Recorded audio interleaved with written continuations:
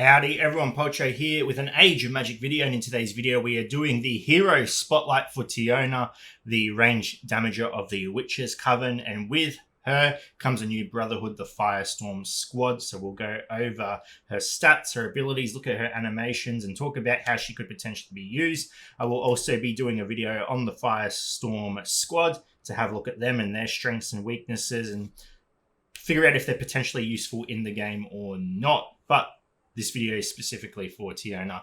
This video going forward, characters will be done at level 100. Yes, we know level 100 is not going to be easy to achieve, but that is the max, so that is what I'll be doing the videos at, and you adjust how you see fit. So jumping into the stats, Teona comes in with hit points at 3.4 million, speed 243, armor 24k, magic damage resistance 63k, basic magic damage 456k, magic critical hit chance 51%, a solid 51%. Magic critical damage is 911k, and her stats more in depth. If you want to have a look at anything in particular, feel free to pause the video and have a look at your will. There is the information for you. So we'll be jumping into the arena now, looking at her abilities, what she is capable of, and how you could potentially use her. Jumping into the arena, we have Teona's basic attack. Lightning Bolt triggers the range damage at class mark, deals magic damage to one target. All enemies affected by the static debuff take damage equal to 30% of basic damage. Has a 20% chance for each allied witch or dark character to place 2 charges of static on the target. The static charges can be fortified. Hopefully it doesn't happen here. We'll look at the animation with her key that she's holding like a guitar. There we go. The static charges were fortified. She did a fair bit of damage. I didn't see the number there.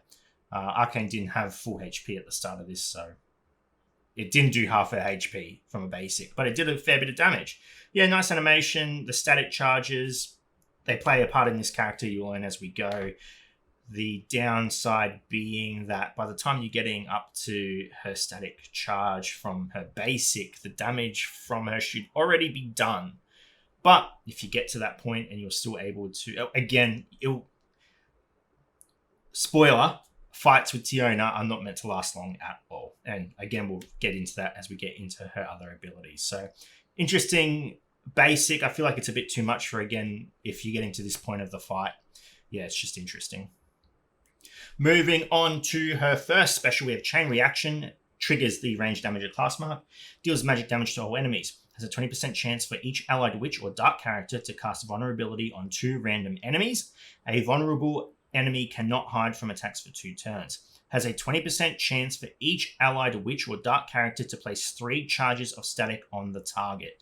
At the start of turn, the target of static and 2 random enemies receive damage equal to 5% of Teona's basic damage. Each turn removes 1 effect. When the hero accumulates more than 20 charges of static, the charges explode and disappear, dealing damage per charge. So we'll go ahead and look at the animation on the enemy Arcane. It's a cool animation. If the enemy receives static, there's like a purpley red thunder, the same color as the abilities. I'm colorblind. I don't know. It could be green for all I know. But you'll see that color of electricity go through the character as well. So she'll slam the ground. Beautiful. And look at that. Look at that static going through him. So cool. It's actually such a cool looking ability. Really good. So as you can see, there are static charges now on Chrome and G'dan. I think it's G'dan. I know Mordrake off by heart. There's G'dan and Rokan, I think. Whatever. The healer. They've got the static charges. It says 3 charges. Chrome has 5. That has to do with one of her other abilities as well. I'm assuming. I hope so. Otherwise, we'll have to look into it. But yeah, other than that, pretty cool. The static charges, yeah, get to 20 and you're going to have some fun. You're going to have some fun. So, nice ability.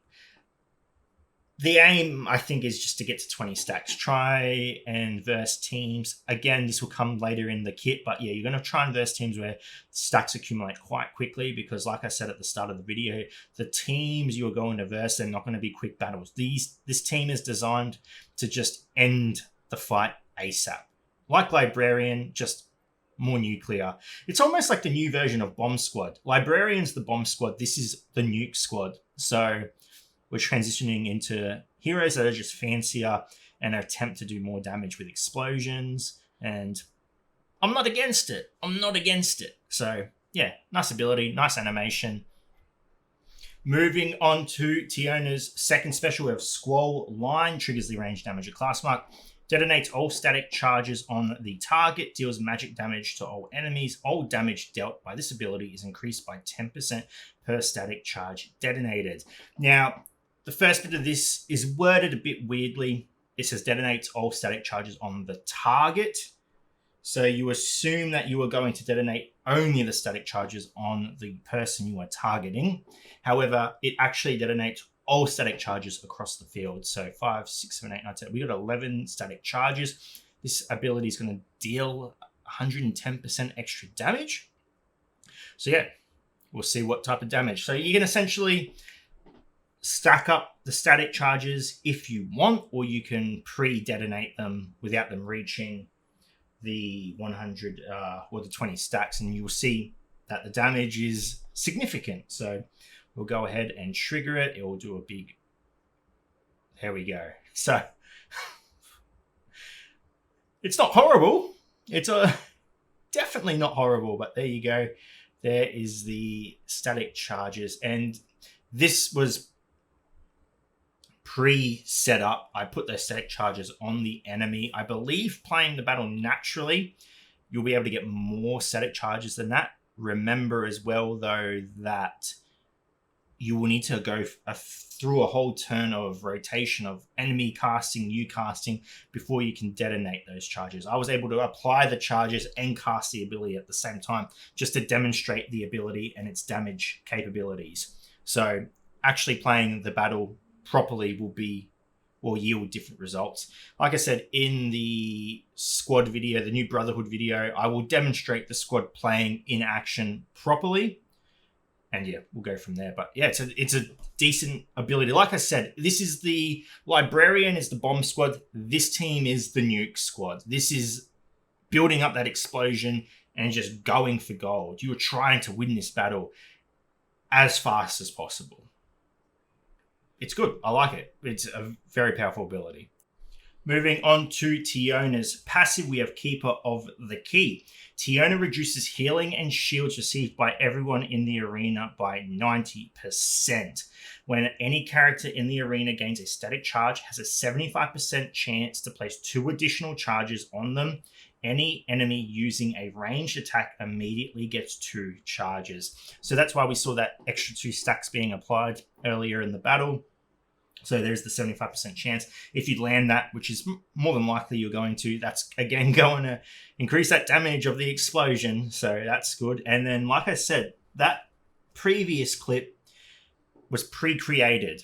I put the stacks on, I detonated them. That wasn't giving the enemy a chance to cast. If we gave the enemy a chance to cast, those range attacks are going to apply stacks as well, increasing the damage of your explosion. Now, remember, though, this is a debuff.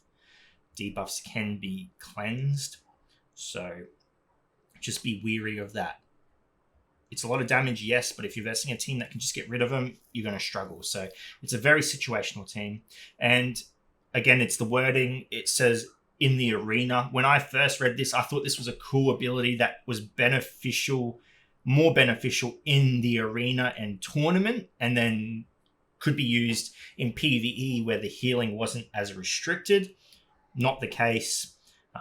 It's 90% reduction in shields and healing every game mode, which is a shame. I really wish it was different for both. That'd be really cool if this 90% reduction was applied to PvP and that 90% reduction was removed in PvE. This would then give the team a bit more use in content where you're versing waves of enemy. Unfortunately, because of the 90% healing reduction, you're not going to really be able to use her in a lot of PvE content because the damage you're taking is significant, since you can only heal 10% of what you normally would be. Now, in saying that, this team could be useful in Cradle of Chaos against waves with one enemy.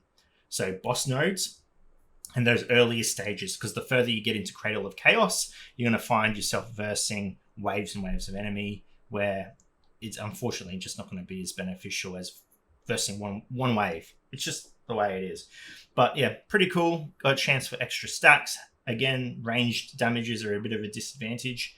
I believe that's also casting. It's just casting. As long as it's not a melee hit, you should get 2 stacks on them. So yeah, you're racking up those stacks, going to detonate them. You'll be having a good time. Don't worry.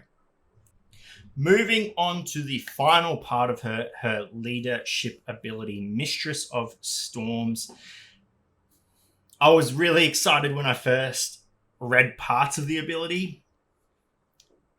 I feel like they did my main man Gatekeeper a bit of a dirty, to be honest. We'll go over it. We'll explain. Damage taken by Firestorm squad members is reduced by 50%. So even without healing, you're taking a substantially large amount of damage reduction. At the start of combat, the Gatekeeper's initiative is increased by 100% and Balthazar gains 5 darkness tokens. Some of the Gatekeeper and Succubus abilities are also enhanced. When I first read that, I'm like, oh, hold on. Is my man Gatekeeper making an appearance out of nowhere? Is he becoming the king we all knew him to be? We'll go over him. I was disappointed. If an ally from the Firestorm squad deals damage to an enemy with static charges, places 1 additional charge on them for each successful hit. So yeah, you're racking up static charges quite quickly. So what do we got here? Balthazar starts with 5 tokens. That is huge. That is massive. 5 tokens on Balthazar. When that turn comes around, I mean, we can jump to him right now and we can straight up just apply those debuffs. Like, look at that. Buff, lockdown. They can't apply buffs to themselves. I don't even know what he does, but he does a lot. He does a lot, and you can cast that instantly. That's so huge for Balthazar because Balthazar's whole kit is dependent on him getting turn after turn after turn until you can finally cast those debuffs. And with the meta in the game, battles are speed battles. Balthazar doesn't have the chance to rack up those stacks. Again, PvE, you might get more use out of him because you're able to go through those waves and stack the 5 tokens and use it when you see fit. But in one wave combat, PvP mainly, you're not sitting around waiting to stack up 5 stacks on Balthazar. I mean, the moment the Renegades were released, Balthazar fell so far from grace that people didn't even know who he was. I mean, it's a shame. So this is definitely giving him a huge amount of use. Gatekeeper, initiative increased by 100%. Yes, and he has enhanced abilities. We'll go over Succubus first. So we've got Succubus. What is her enhanced ability? So if we go to... All right, here we are. So the last part of her ability. If Teona is the squad leader, cast vulnerability debuff on the target and 1 random enemy for 2 turns. So if we go to Succubus and we cast Demonic Kiss, they're getting vulnerability. So does she have vulnerability? I think. Either way, that's what Succubus gets. To be honest, I just replaced Succubus with a Dark Hero. Gatekeeper, on the other hand, what did Gatekeeper get? If Teona is in the squad or is the squad leader, cast Mockery debuff on the targets, forcing them to only attack the Gatekeeper for 2 turns. And then if Teona is the squad leader, cast Provocation on self for 2 turns. So both abilities do the same thing. It's just keeping Taunt up on him.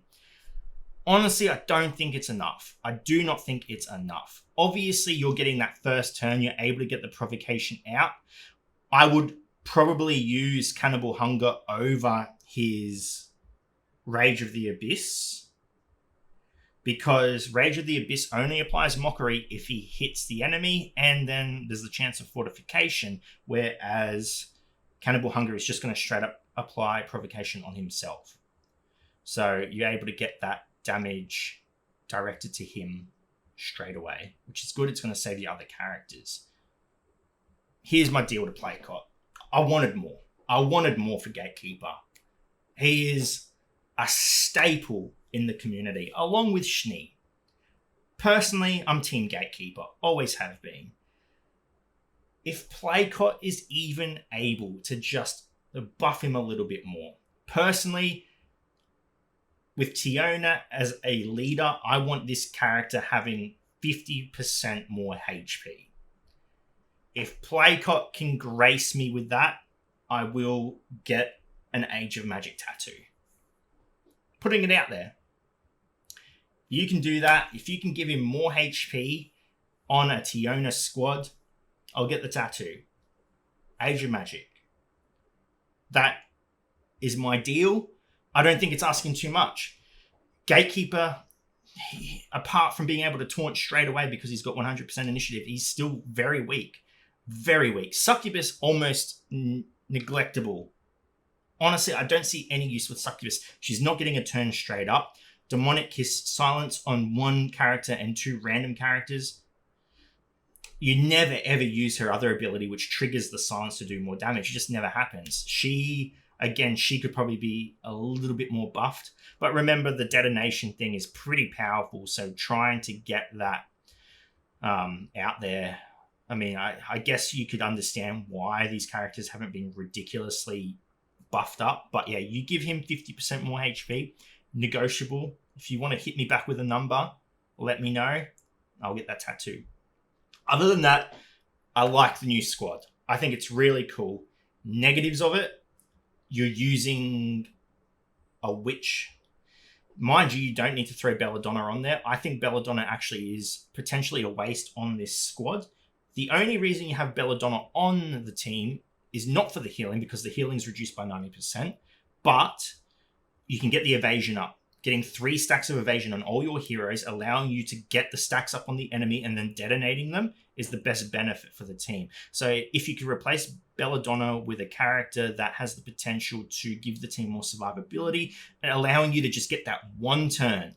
So any CC character would be really good. Mordrake, a Rock potentially. Downfall though, Rock is light, so a dark hero potentially is more beneficial. That's what you're looking for. So yeah, again, I'll go over that in the actual squad playthrough as well. I'm rambling. We'll talk about this in the other video. But yeah, I'm a fan of this character. I think she's really neat. I think she has the potential to just replace the nuke squad. It's a new nuke squad, and I'd love to see it in the game. Anyway, ladies and gentlemen, thank you so much for watching. If you have any questions, feel free to leave a comment below. I will answer it to the best of my ability. And wherever you're around the world, until next time, please take care of yourself.